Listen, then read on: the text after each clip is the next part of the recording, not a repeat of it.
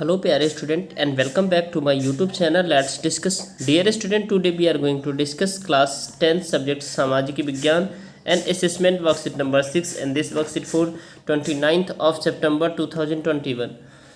चलिए प्यारे स्टूडेंट, इसे हम अच्छे से समझते हैं। नीचे दिए गए स्रोतों का ध्यानपूर्वक पढ़िए और दिए गए प्रश्नों का उत्तर दीजिए। ठीक है। राष्ट्रवाद की पहली स्पष्ट अभिव्यक्ति 1789 में फ्रांसीसी क्रांति के साथ हुई। यानी राष्ट्रवाद की जब बात आती है तो सबसे पहले 1789 में जो है ना फ्रांसीसी क्रांति से शुरू होती है। और फ्रांसीसी क्रांति से जो राजनीतिक और संवैधानिक बदलाव हुए हैं उनमें प्रभुसत्ता राजतंत्र से निकलकर फ्रांसीसी नागरिकों के समूह में हस्तांतरित हुए। यानी कि जो शासन की व्यवस्था है वो राजाओं के पास से वापिस आ गया जनता के हाथ में। ठीक है। और क्रांति की घोषणा अनुसार अब लोगों द्वारा राष्ट्र का गठन होगा। यानी क्रांति की घोषणा के अनुसार अब लोगों की जनता ही राष्ट्र का गठन करेंगे और वे ही उसकी नियति तय करेंगे। 19वीं सदी के दौरान राष्ट्रवाद का एक ऐसी ताकत बनकर उभरी जिसे यूरोप के राजनीतिक और मानसिक जगत में भारी परिवर्तन आया। यानी 19वीं सेंचुरी में जो है ना क्या हुआ, राष्ट्रवाद एक ऐसा ताकत बनकर के उभरा जो पूरी दुनिया के लिए एक मिसाल हो गया। ठीक है।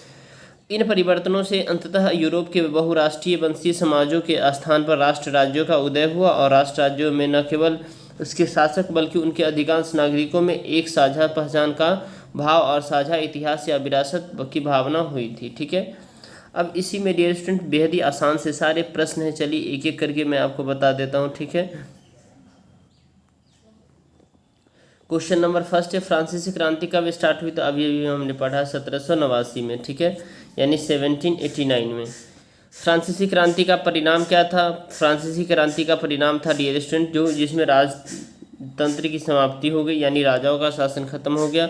राष्ट्रवाद की राष्ट्र स्पष्ट अभिव्यक्ति किस क्रांति का द्वारा हुआ? तो फ्रांसीसी क्रांति के द्वारा हुआ। किसके द्वारा हुआ? फ्रांसीसी क्रांति के द्वारा। ठीक है। उसके बाद फ्रांसीसी क्रांति की घोषणा हुई थी। कब हुई थी? तो फ्रांसीसी की क्रांति की जो घोषणा हुई थी वो हुई थी राष्ट्र का गठन जनता के द्वारा होगा, ये घोषणा हुई थी। निम्नलिखित में से किसके कारण यूरोप में राष्ट्रवाद का उदय हुआ? तो समाजवाद के कारण हुआ। किसके कारण? समाजवाद के कारण हुआ।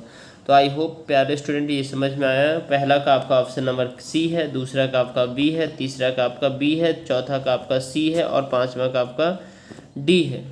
ठीक है। अब आगे हम देखते हैं। छठा है, राष्ट्र राज्यों के उदय का परिणाम क्या हुआ? तो राष्ट्र राज्यों के उदय का परिणाम जो डियर स्टूडेंट इसमें हुआ वो हुआ जो साझी पहचान और साझी विरासत का भाव आया इससे। ठीक है। अब इसमें पूछे गए प्रश्न है कुछ, जैसे देखिए 7 to 10 है। तो चलिए एक एक करके इस सभी प्रश्न को हम सॉल्व करते हैं। ठीक है। प्रश्न पहला, 1815 की वियना संधि की प्रमुख विशेषता बताएं। तो फ्रांस में राजनीतिक तंत्र की पुनर्स्थापना हो गई। फ्रांस के सभी विभाजित विचित्र इलाके छीन लिए गए, यानी ठीक है। फ्रांस के सीमा विस्तार पर रोक के लिए नए राज्यों का गठन हुआ। ठीक है। इसके बाद नेक्स्ट है डियर स्टूडेंट, 19वीं सदी उदारवादी राष्ट्रवाद की राजनीतिक विचारों का उल्लेख करें। क्योंकि उदारवादी विचारक राजतंत्र के क्या थे? खिलाफ थे। जन के आधार पर विशेषाधिकार के खिलाफ थे। लोकतंत्र के पक्षधर थे और ये समानता के पक्षधर थे। क्वेश्चन नंबर 9 है, यूनानी स्वतंत्रता संग्राम पर एक संक्षिप्त नोट लिखे। तो 15वीं सदी से यूनानी ऑटोमन साम्राज्य का ही भाग था। 1821 में यूरोप में क्रांतिकारी राष्ट्रवाद की प्रगति से यूनानी का आज़ादी के लिए संघर्ष शुरू हुआ। इसमें बस पश्चिम यूरोप के ऐसे अनेक लोगों का समर्थन यूनान के क्रांतिकारियों को मिला जो कि प्राचीन यूनानी संस्कृति के प्रति सहानुभूति रखते थे। अंत में 1832 ईस्वी में कुस्तुतुनिया की संधि के द्वारा यूनान की स्वतंत्रता को मान्यता मिल गई। अब नेक्स्ट है dear student question number, Germany के एकीकरण की प्रमुख घटनाओं का व्याख्या करें। तो ये एक लंबी प्रक्रिया और जटिल प्रक्रिया थी। ठीक है।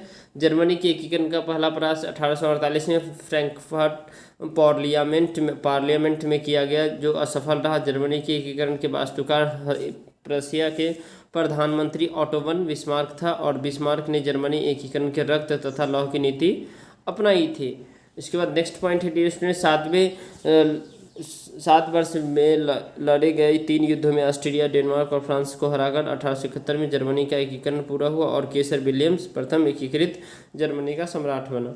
प्यारे स्टूडेंट, आप इस वीडियो को ज़रूर लाइक करें, क्योंकि इस चैनल पे आप सभी के लिए 1 से 2 दिन पहले वर्कशीट प्रोवाइड कर दी जाती है। और चैनल पे नए तो चैनल को सब्सक्राइब जरूर कर लें और शेयर कीजिए। तो मिलते हैं नेक्स्ट वर्कशीट में, तब तक के लिए bye bye, take care, have a nice day.